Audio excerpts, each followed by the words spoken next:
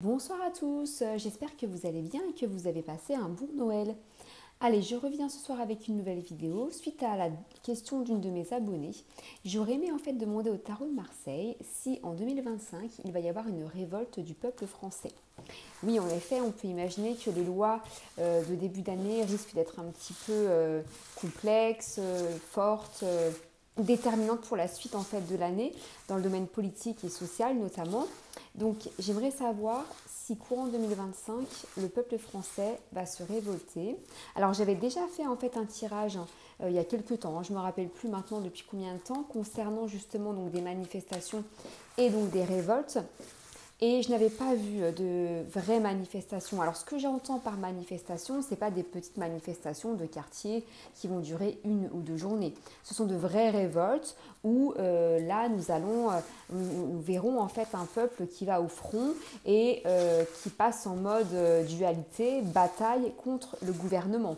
Des vraies révoltes, des vraies manifestations où les gens s'arrêtent d'aller travailler pour manifester, pas uniquement en local, mais directement à Paris, en force, avec des millions de personnes. Ça, c'est ce que j'appelle une révolte, pas une simple manifestation. Et du coup, une révolte apporterait effectivement un changement obligatoire de la structure du pays, puisque quand des millions de personnes montent à Paris, pour faire bouger les choses, là c'est différent. Donc je vais me concentrer sur une réelle révolte, une grosse manifestation qui ferait en fait renverser la balance et pourrait bousculer le pays pour que les choses changent. Allez, c'est parti.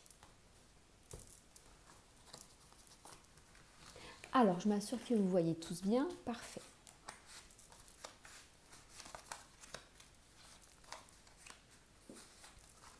Ok. Alors, pour ceux qui ne savent pas encore comment je travaille, vous avez donc les arcanes majeurs qui vont donc nous déterminer les grandes tendances de la question. Puis, je vais ajouter donc les arcanes mineurs pour nous apporter des réponses supplémentaires. Alors, révolte, grosse manifestation pour 2025 en France, du peuple français vers notamment le gouvernement.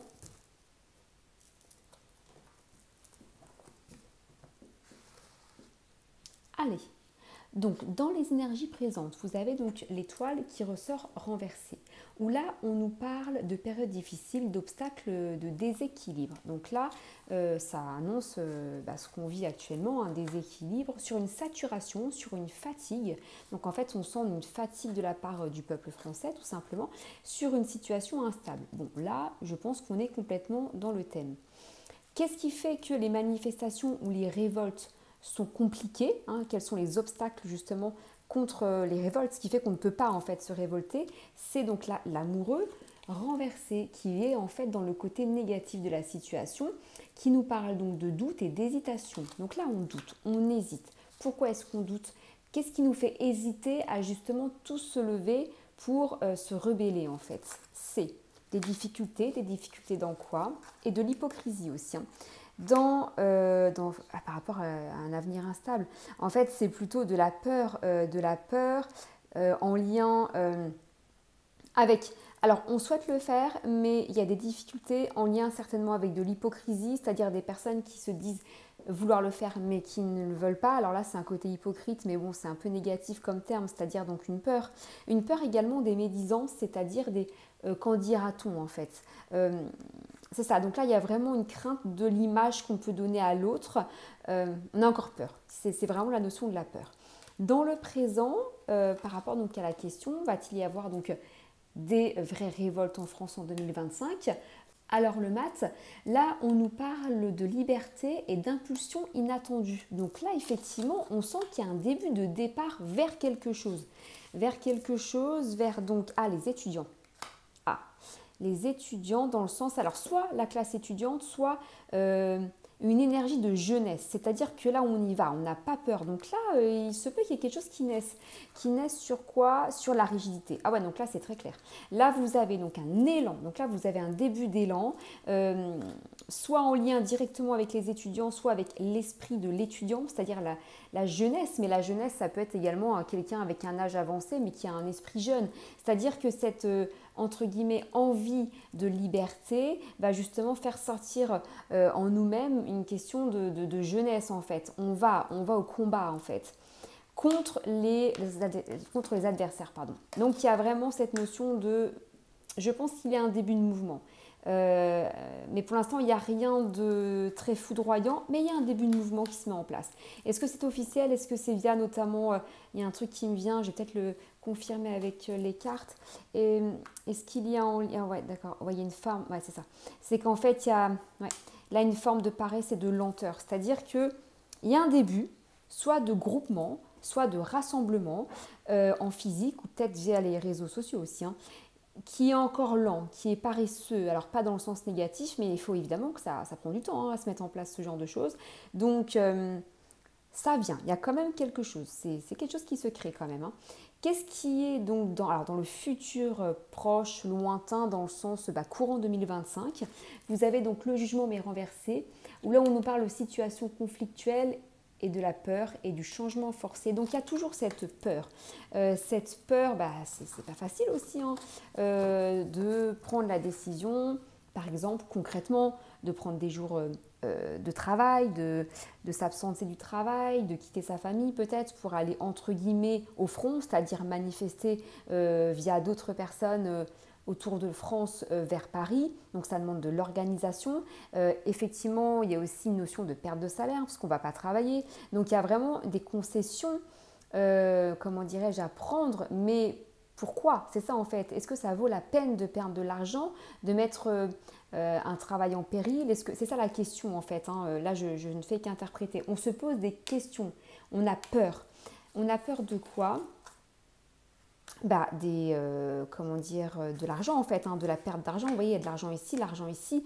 On a peur de perdre de l'argent, donc ça suit ce que je disais tout à l'heure, donc en lien avec le travail. C'est-à-dire que si on s'absente du travail, on perd de l'argent évidemment. Toujours de l'argent. Donc ce qui est intéressant, c'est qu'il y a cette volonté, cette détermination, il y a la peur. Il y a la peur, je vais juste en mettre une autre. La peur est vraiment présente. Et vous voyez, il y a du denier partout. Denier, denier, denier, denier.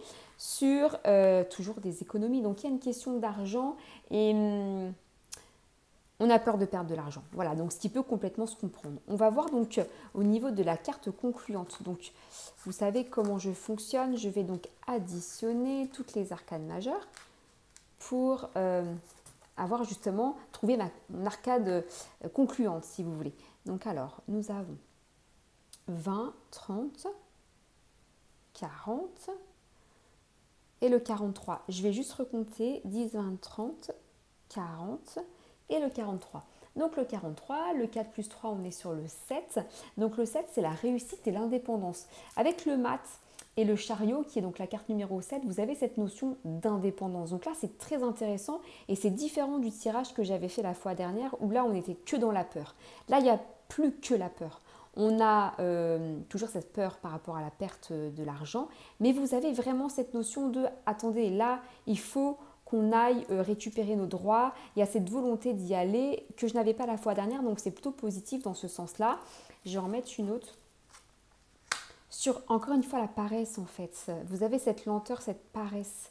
Et ce risque de chômage avec le cavalier de denier, en fait, encore une fois, le denier renversé, qui parle de risque de chômage. Donc, il y a ça à prendre en considération sur une inquiétude, en fait. On est inquiet. Vous avez, en fait, le denier qui est pour moi une question d'argent et l'épée qui est le combat. Vous voyez, les dualités. Donc, on a peur, on a envie d'aller au front, mais on a peur de perdre de l'argent. C'est vraiment ça qui ressort. Et vous voyez, on a cette inquiétude, ce risque de chômage qui est là. Je vais juste en mettre une autre parce que ma question va être, est-ce qu'en 2025, on va assister à ce type d'épisode? Alors, on va voir. Pour une vie sereine, je suis pas sûre. Je suis pas sûre parce qu'en fait, alors, pour conclure là-dessus, selon moi, ce ne sera pas en 2025 qu'il va y avoir une vraie révolution. Puisque on tient trop encore à notre vie paisible, entre guillemets.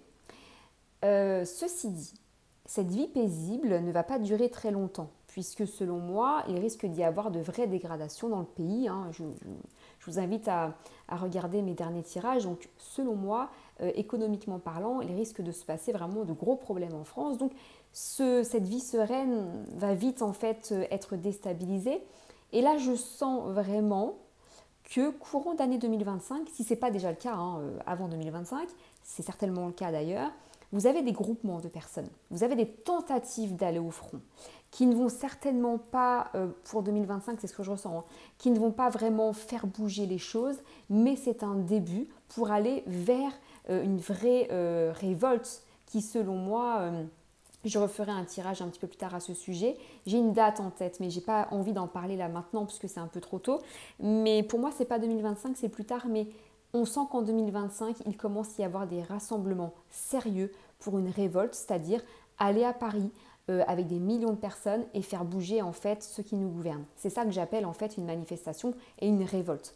2025, ça ne bouge pas encore. Vous avez donc quelque chose de très positif, c'est des rassemblements qui vont être durables, qui se forment, qui se forgent, mais également ce qui est, et il faut comprendre aussi, compliqué, c'est-à-dire qu'il y a cette contrepartie où à ce jour, on a encore tous besoin d'argent pour vivre et certainement plus que d'habitude puisqu'en fait le coût de la vie explose. Hein. Donc il y a toujours cette contrepartie qui peut se comprendre bien sûr.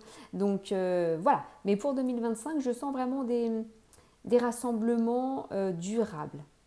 Mais la manifestation, la révolte, pour moi, c'est pour plus tard.